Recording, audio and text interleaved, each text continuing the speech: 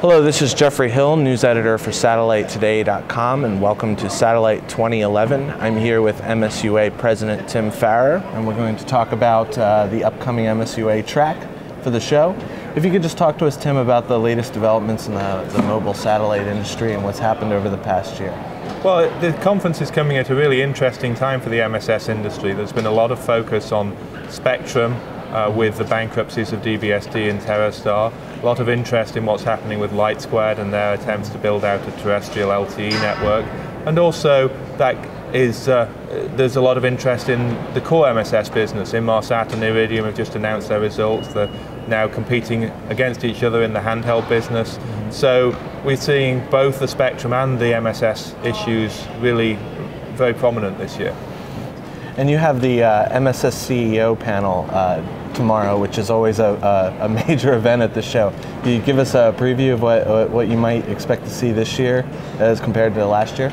Well, I think this year we've got mostly panelists who are in the core of the MSS industry rather than some of the spectrum-oriented plays, but obviously Inmarsat has a strong interest in the revenue it's receiving from LightSquared for their spectrum lease agreement, and so I think we're going to see both the growing competition between Inmarsat and Iridium, particularly in the handheld business.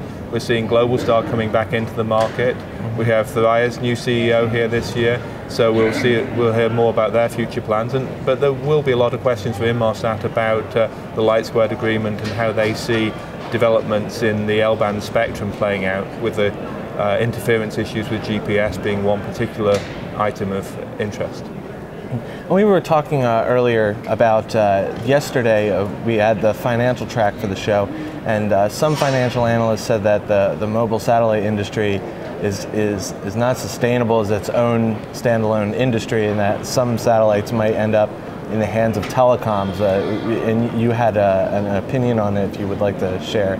Well, I think that we have a big difference between the core MSS players who are interested in serving people whose primary desire is to get an MSS connection in a remote area, and those people whose interest is on using that satellite spectrum asset that they've acquired for terrestrial purposes.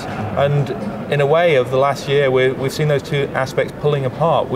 It's hard to see how an integrated service is really going to take off, given what we've seen so far from TerreStar and their Genesis phone. It's not exactly been a great success, and so I think there's a lot more interest now in those companies who are focused on spectrum repurposing their spectrum for terrestrial, and those companies who are focused on MSS focusing on making the best MSS terminal that they can make. And if you could just give us a preview of your predictions for the next year and with the next generation of offerings on the horizon for the next 3 years, but what do you think we'll see from the major players this year? I think in the core MSS industry, the focus of the next year will be strong growth in the low data rate aspect, machine-to-machine communications, good growth continuing in broadband, but increasing competition from FSS, KU-band technologies in mobile VSAT, and in the handheld business, renewed competition, but perhaps not as much overall market growth as people might have expected. So there I think we'll see much more head-to-head competition between Inmarsat and Iridium, and fighting over some of the same customers. In the spectrum aspects, I think we're going to see a lot more decisions being made about how that spectrum is going to be put to use. A lot of focus on what the FCC is going to do, a lot of focus on things like interference questions, and a lot of focus on resolving the current bankruptcy cases of DBSD and TerreStar. So we should see a lot more clarity, but exactly what that's going to be is very hard to predict at this point in time. Well, thank you very much for your time this morning, Tim, and good luck with the panel tomorrow and all the panels today. Thanks, Jeff. Thank you. Thank you for joining us, and stay tuned to SatelliteToday.tv for more videos, and enjoy the show.